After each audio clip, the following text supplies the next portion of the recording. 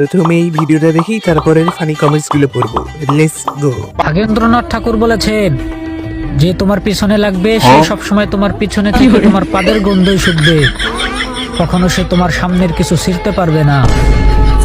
আর তুমি এমন KG KG হাঁকবে যেন সে ঘুরতলে পড়ে আর মাথা উঁচু করতে পারে না। আমার চ্যাটার বাল तो चलिए शुरू करते हैं। কথায় যুক্তি আছে, কিন্তু সবাই সেটা বোঝে না।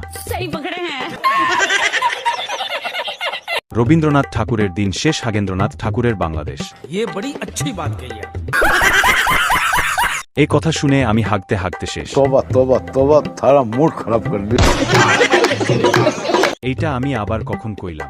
আমার ভুল হয়েছে, ক্ষমা করে দেন।